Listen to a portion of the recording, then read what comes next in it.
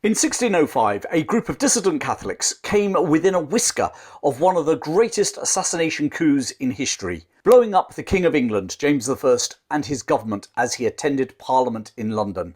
36 barrels of gunpowder, approximately 1 tonne of explosives, had been placed directly under where he'd be opening Parliament, and experts estimate that no one within 300 feet would have survived the explosion. Had it succeeded, it would have rivaled 9/11 in its audacity, and would have changed English and arguably world history forever.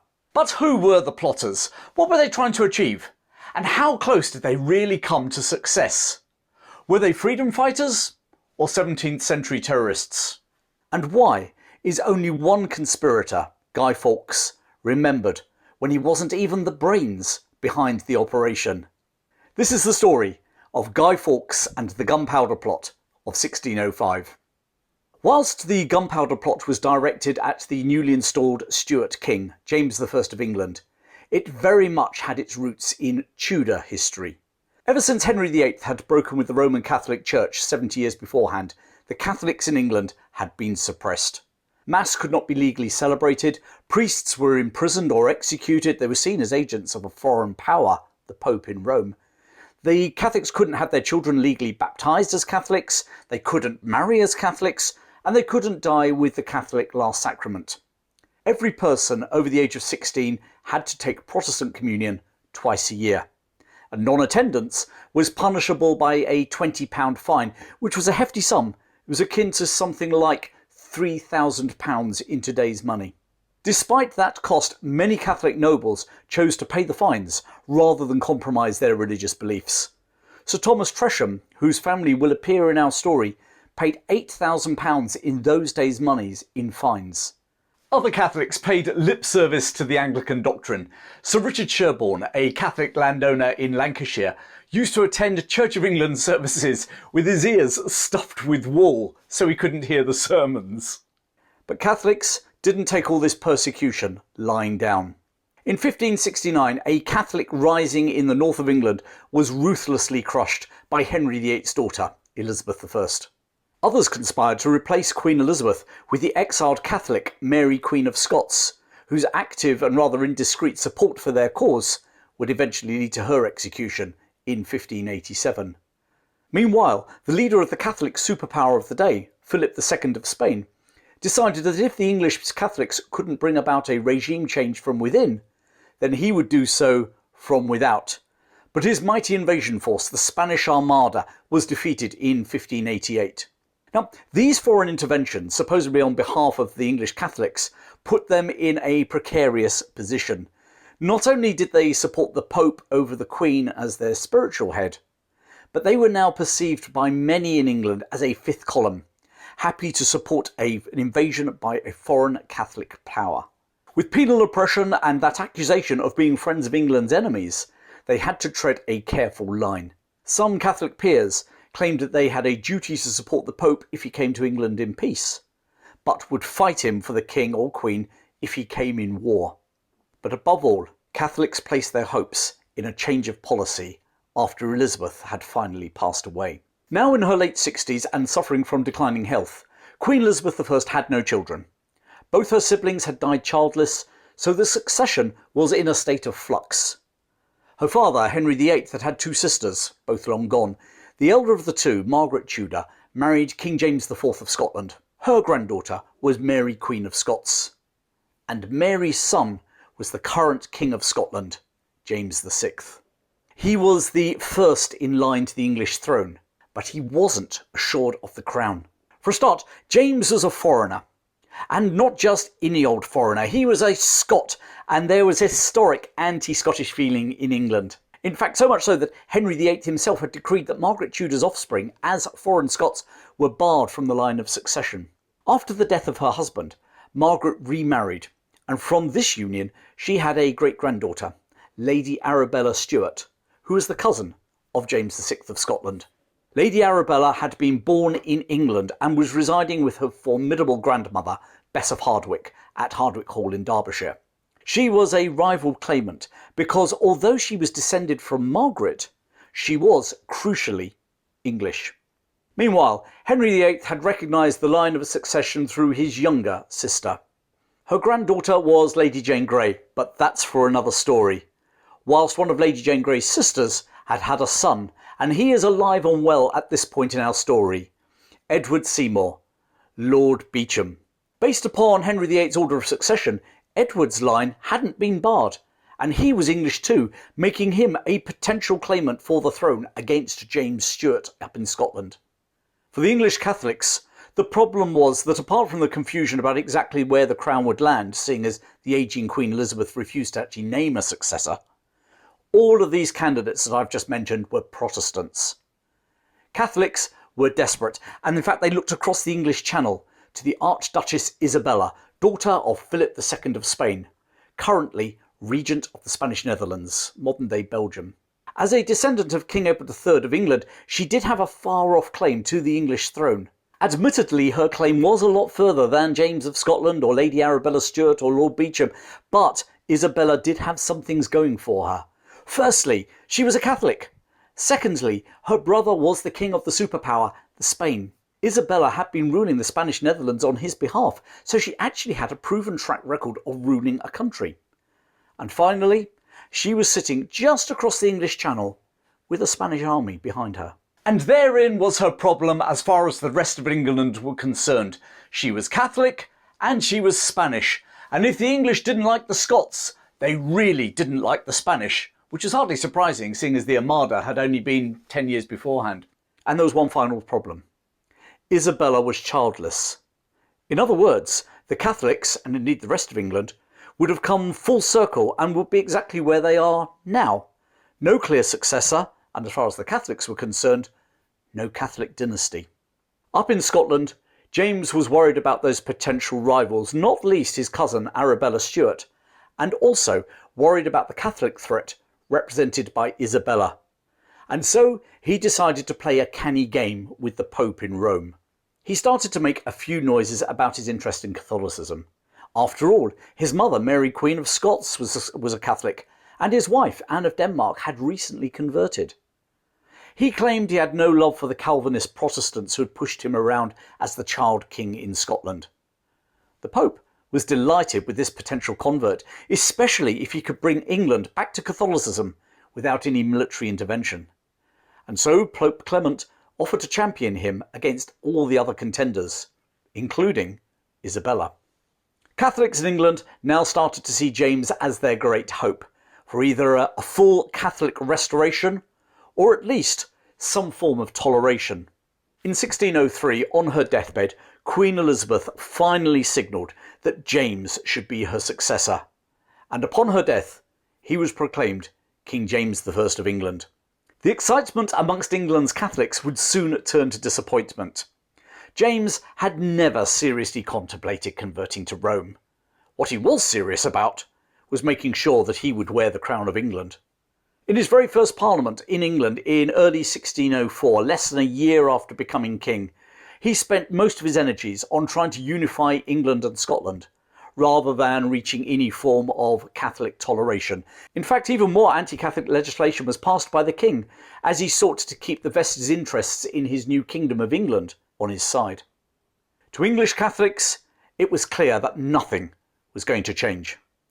And so, a group of provincial Catholic gentlemen decided to take dramatic action. If the king would not change things, they would change the king. Their leader was 32-year-old Robert Catesby, a fiery Catholic crusader whose aunt was Sir Thomas Tresham's wife. That Sir Thomas Tresham had paid those £8,000 of fines. He gathered around him a small group of conspirators, mainly in their 30s, from around the English Midlands, with close family connections to each other. For a start, there were his second cousins, Francis Tresham, and Robert and Thomas Winter, and their brother-in-law, John Grant. Brothers Jack and Christopher, or Kit, Wright, and their brother-in-law, Thomas Percy, a distant relative of the Earl of Northumberland, the leading Catholic peer, and Percy's servant, Thomas Bates. Also in this revolutionary cell was Robert Keyes, who would later introduce his cousin's husband, Ambrose Rookwood, to the conspiracy. Rookwood, in his mid-20s, would be joined by another man of similar age, Sir Digby Everard. Everard had travelled 3 times to Scotland before Elizabeth's death, trying to persuade James to adopt a more tolerant attitude when he became king, but to no avail, and now Everard felt bitterly betrayed. To this tight little group bound by family bonds was added one outsider, Guy Fawkes. Fawkes was a 34-year-old Yorkshireman who had converted to Catholicism in his late teens. Well-built, with thick reddish-brown hair and beard, he had travelled to the Spanish Netherlands and had served in the Catholic army, fighting both against the Protestant Dutch and then against the Catholic French. He had participated in the capture of Calais from the French by the Spanish in the 1590s, where he had gained considerable experience in combat in general, and more particularly in explosives. And he had started to go by a new name, Guy Fawkes. Fellow conspirator Tom Winter travelled to Spain lobbying for support towards a regime change, and he obtained a vague promise of help in the future. Believing that he had a done deal, this news was conveyed to Catesby, but the conspirators were not aware that the political landscape in Europe was changing. Queen Elizabeth's nemesis, Philip II of the Spanish Armada, had passed away a few years before the Queen, and his son, Philip III, was adopting a totally different strategy. France, not England, were his new enemy, and he was keen to remove that English threat with a peace treaty. Whilst he undoubtedly would love England to come back to the Roman Church, he wasn't willing to spend Spanish blood or even Spanish money to achieve that. Unbeknown to Catesby, the conspirators in England were on their own. On Sunday the 20th of May 1604, Catesby, Guy Fawkes and 3 other conspirators met in the Duck and Drake Inn on the Strand in London to hammer out their plan of action. And the plan was as simple as it was audacious. They would blow up the king when he attended Parliament, as they called it, that place that has done us so much mischief. King James, his wife, his son and heir, Prince Henry, the House of Lords with all the leading nobility of England and the bishops of the Church of England would be blown sky high. The explosion would be a signal for a Catholic rising in the Midlands, where they would seize James's daughter, Princess Elizabeth, who was currently living at Combe Abbey just outside Coventry, and make her a puppet queen, with the leading Catholic peer, Percy's distant relative, the Earl of Northumberland, acting as her regent. Interestingly, they never seemed to let Northumberland actually in onto their plans, although his family relationship to Percy and his planned role would be enough to land him in prison at a later stage. And finally, the conspirators would call in the Spanish military assistance that they believed they'd been promised. In March 1605, Percy secured a lease on a cellar inside the Palace of Westminster, where Parliament would meet. Whilst it's called a cellar, it was actually at ground floor level and was part of the great medieval kitchen of the palace. And whilst an outsider hiring a cellar in the Palace of Westminster might seem a bit weird in this modern day and age, at the time there were houses, there were merchants, there were taverns all residing in the palace, so hiring a cellar wasn't as surprising as it probably would be today. Directly above this cellar was the chamber where the House of Lords would meet, with the King presiding, on the 5th of November 1605. Guy Fawkes, under the alias of John Johnson, carefully transported 36 barrels of gunpowder from Catesby's house across the River Thames to the cellar inside the Palace of Westminster, where he hid it under bundles of firewood. In June 1605, Catesby confided to a Jesuit priest, Father Garnet, by way of confession, that he'd be willing to kill innocents for the cause of restoring the Catholic faith in England. Garnet later claimed that there was no mention of either the king or of gunpowder, but he would always be accused of not stopping Catesby, and it would seal his doom. And then, with just 10 days to go, things started to unravel. On the 26th of October, Catholic peer Lord Monteagle received a handwritten message that had been passed to his servant by a stranger in the street. The note advised him to be absent from Parliament and to retire to the safety of his country estate, stating somewhat cryptically, "They shall receive a terrible blow, yet they shall not see who hurts them." Monteagle took the letter to Robert Cecil, Lord Salisbury, the Secretary of State, an arch anti-Catholic. Cecil deduced from the message that an explosion was planned, and as Monteagle had been advised to stay away from the opening of Parliament, it was obvious both where and when this explosion would take place. What he didn't know at this stage were any of the finer details, or that it was a Catholic conspiracy, nor did he know the conspirators' names or their plans post the plot. Salisbury decided to let the plot, to use his words, ripen. In the meantime, word got back to Catesby about the Monteagle letter. Who could have betrayed the plot? He suspected Francis Tresham, but Tresham swore his innocence. Maybe it was a priest, like Father Garnet. He even wondered if it was Thomas Percy. But why would Percy choose to alert Monteagle and not his relative, the Earl of Northumberland? To this day, we do not know who betrayed the conspirators. But with Cecil on the scent, the plotters had 10 days to save themselves. But apart from questioning Tresham, Catesby didn't flinch. It was full steam ahead.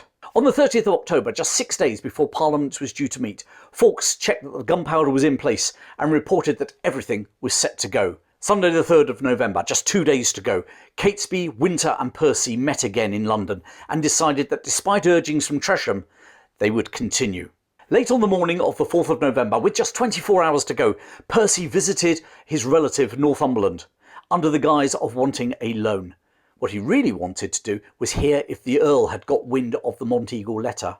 He hadn't. That evening at 6 p.m, Percy assured the conspirators that all was well, and Catesby, accompanied by Jack Wright and the servant Thomas Bates, set off by horse for the Midlands to prepare for the rising.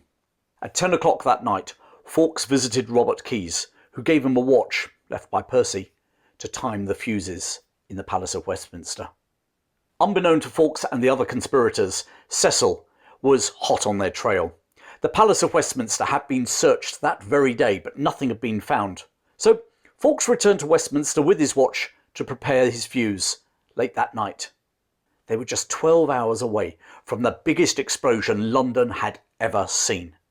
And then, just after midnight on the 5th of November 1605, guards entered the cellar, and there they found a tall man in a cloak and dark hat, booted and spurred, amidst 36 barrels of gunpowder. It was Fawkes. Arrested on the spot, Fawkes claimed that he was John Johnson, a servant of Thomas Percy, a story that he was to keep up for the next 48 hours. A warrant was now issued for Thomas Percy, but the authorities went to the wrong address, enabling him to make his escape, along with Kit Wright. As dawn rose on the 5th of November 1605, the news was spreading through the capital, and London was in turmoil. The conspirators still left in London fled. Ambrose Rookwood sped north, a talented rider with quality horses which he had previously left at intervals along the route north. He swiftly caught up with Catesby and broke the bad news. There would be no explosion. The conspirators rode together to rendezvous with Digby at Dunchurch in Warwickshire, just 12 miles from Combe Abbey, home of Princess Elizabeth. The explosion might not have happened, but there could still be a Catholic rising, and Princess Elizabeth could still be abducted. Catesby decided to brazen it out, and actually announced to Catholics gathered at Digby's house that Parliament had been blown up, the King was dead, and he encouraged them to join his rising. Despite his charisma and his monumental news, only a few joined his ranks. Meanwhile, that night, Londoners were permitted to light bonfires to celebrate saving the King. Angry demonstrations took place outside the residence of the Spanish ambassador, who swiftly lit his own bonfire in celebration and then threw money to the crowd. And so he might, because he would have been in Parliament when it went up as well. Fawkes, or John Johnson as he was claiming to be, was hauled in front of the King, where he showed no remorse and boldly stated that he wanted to blow the Scottish King and his Scottish lords all the way back to Scotland. King James ordered him to the Tower of London and authorised him to be tortured using the rack. John Johnson cracked on the 7th of November and revealed his true name. And a day later, the 8th of November, Fawkes finally gave the names of his fellow conspirators. The faint scrawl of his signature on his confession bears witness to his trauma that his body must have suffered as he endured 3 days of torture. With the names of the conspirators in Cecil's hands, the manhunt across England was now on. Catesby's Midland Rising was dead in the water. Princess Elizabeth had been raced to safety in Coventry, where the town's gates had been shut.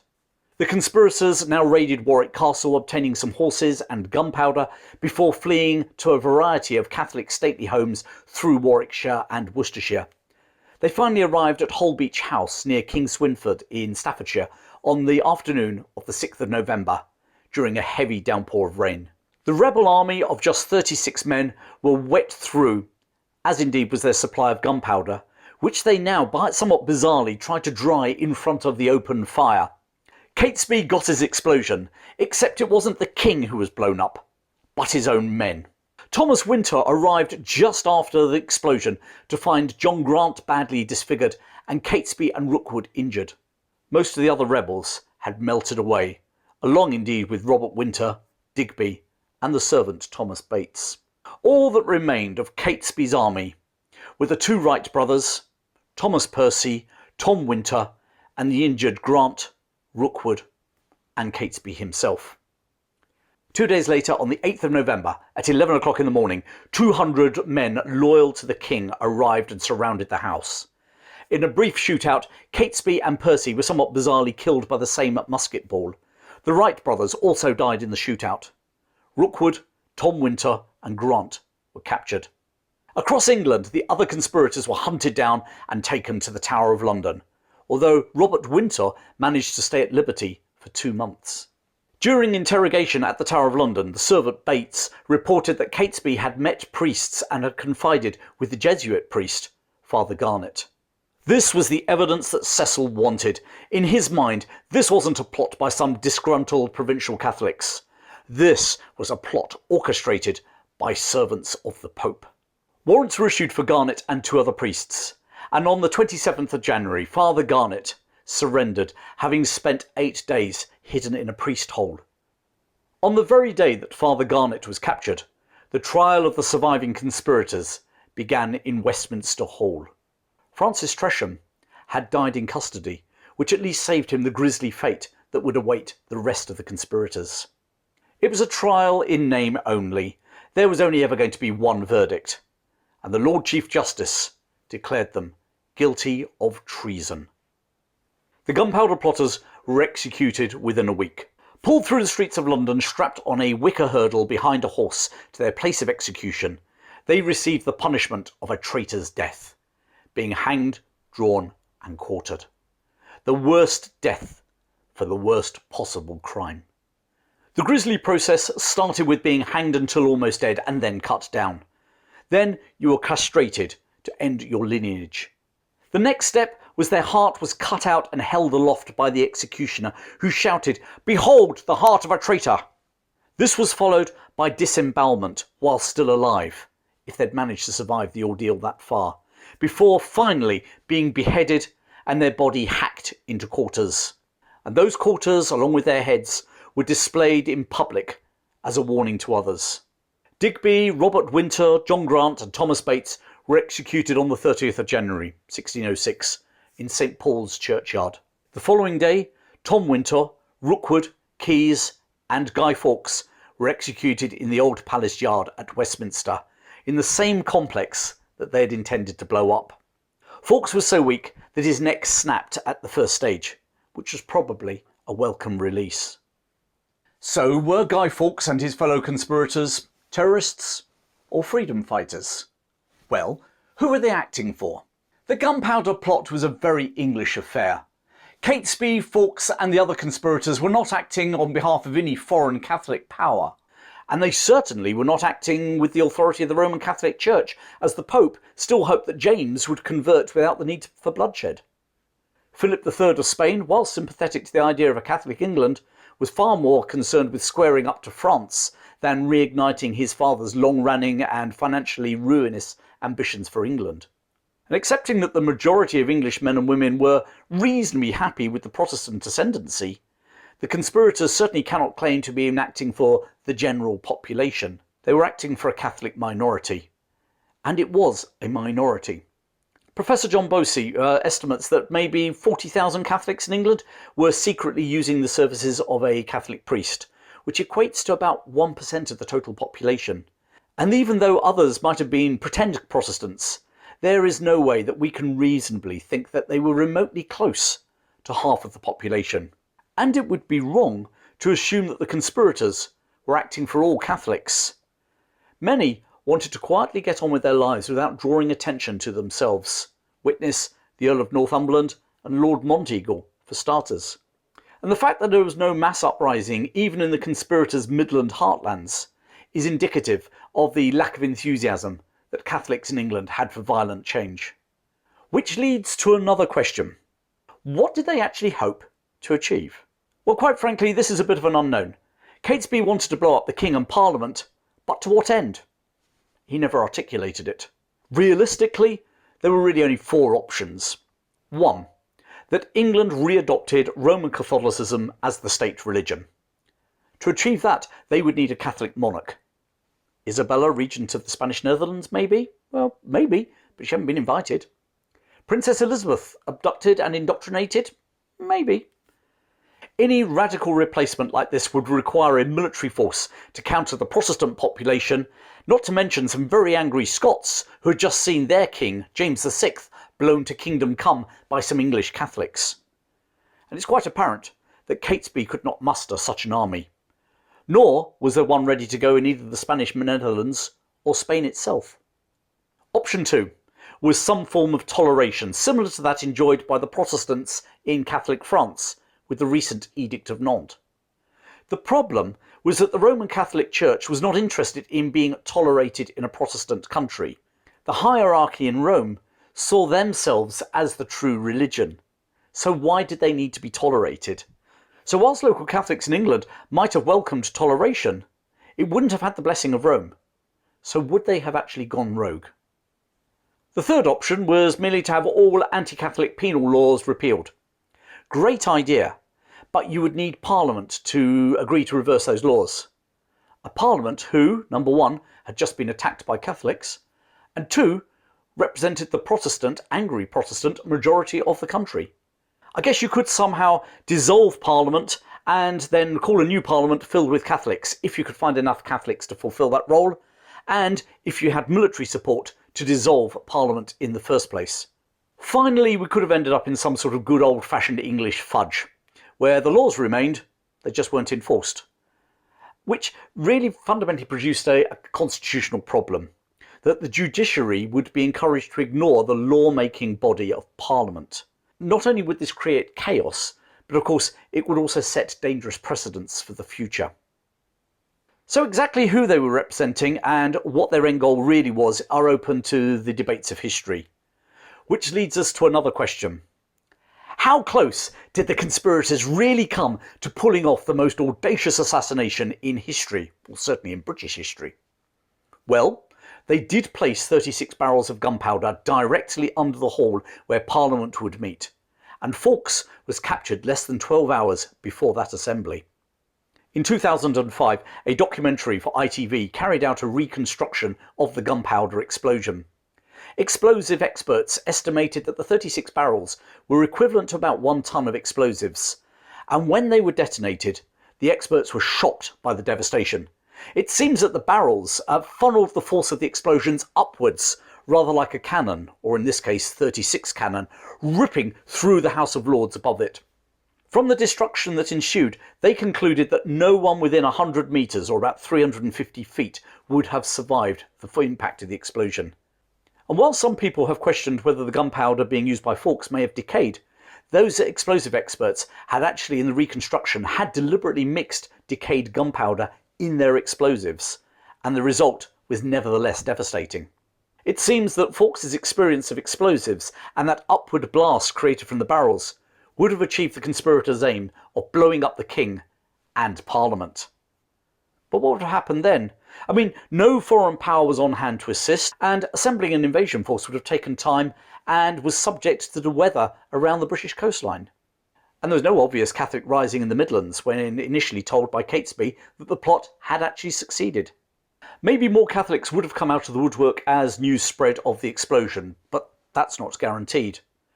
And it's arguable whether they would have had the numbers or the weaponry to win the inevitable civil war with the Protestants that would have ensued. Most Catholic sympathising peers would have been in the House of Lords, so there would have been a power vacuum in Britain, which could have been just as easily filled by hardline Protestants, Puritans, Calvinists, as by Catholics. The likely reality at the end of it all would have been a bloody civil war between the Protestants and the Catholics, in which the Catholics would, in all likelihood, have lost. And whilst the planned explosion was just hours away, Robert Cecil, Lord Salisbury, had been aware of it 10 days beforehand. It's no coincidence that the cellars had been searched twice on the days of the 4th and 5th of November. So here's an interesting question. Was the plot really a put-up job by Cecil to increase his own power? Many have thought so. The new king was already suspicious of his Catholic subjects, and what better way for an arch anti-Catholic Cecil to cement his power within the court than by getting the king to fear an assassination attempt by the Catholics? James's own father, Lord Darnley, had been killed in an explosion, so gunpowder would have been a powerful emotional lever for Cecil to pull. Interestingly, despite knowing about the plans for 10 days, Cecil allowed the plans for the opening of Parliament to proceed. The nobility of England were arriving in London for the event, as indeed were the royal family, so Cecil was either cutting it very close, or he knew that it would always be discovered in the nick of time. If the Gunpowder Plot was an elaborate conspiracy by Cecil to increase his power, certainly none of the conspirators were given any special treatment by him. And indeed, none of them indicated that anyone outside of their tight circle knew about the plot. So, despite it being an intriguing theory, there's no firm evidence that Cecil was behind the plot. At the end of the day, Cecil was a political animal, and it's just as likely that he was simply an opportunist rather than an orchestrator. But we will never really know. Which leads us to one final question. What did the conspirators actually achieve? Well, whilst Parliament and the King weren't blown sky high, the fallout of the Gunpowder Plot unleashed a persecution on England's Catholics. Even before the trial of the conspirators, King James was referring to his Catholic subjects as his ungrateful Catholics. And in 1606, a new Act of Parliament introduced yet another oath of allegiance to the King over the Pope. But the persecutions went further. Catholics could no longer practice in the law, or serve as officers in the army or navy, nor could they act as an executor of a will, or be the guardian of a minor, or possess a weapon, or vote in local elections. It wasn't until 1791 that Catholics were allowed to practice their religion without penalty, and only in 1829, over 200 years later, that they would be allowed to vote in parliamentary elections, which is a heck of a price to pay for the failed plot of 1605. But the Gunpowder Plot achieved something else. It created the traditional bonfire night celebrations, complete with fireworks and guys, that last in Britain to this day. As I said earlier, bonfires were encouraged to be lit in London on the very night of the plot, the 5th of November 1605, and they've continued ever since. Effigies of Guy Fawkes were burnt on the bonfires, although over the years other characters have ended up on the 5th of November bonfires too. The ultimate irony about the guys on the bonfires was that Guy Fawkes was never actually burned. Bonfire night is also marked in Britain, of course, by firework displays. And it's interesting that the first recorded fireworks being let off in celebration on the 5th of November were recorded by Samuel Pepys just 60 years after the plot. To this very day, Parliament is still searched on the eve of opening of Parliament by the yeomen of the guard, who then proceed to drink a toast to the monarch. As a terrorist plot, it ranks right up there with 9/11. But just like 9/11, it had no realistic post-strategy. In the end, it achieved nothing positive, but it did fuel an anti-Catholic backlash that lasted 200 years. It's interesting that whilst a handful of years are remembered, such as 1066, very few actual days are remembered in English history. One stands out all by itself. Remember, remember, the 5th of November. Gunpowder, treason and plot. And so on the 5th of November, we remember Guy Fawkes, as one wag put it, the only man to get into Parliament with the right intentions. Thanks for watching, and I hope you enjoyed that video and found the story interesting. Don't forget to give me a like, and how about joining my History Chap supporters club?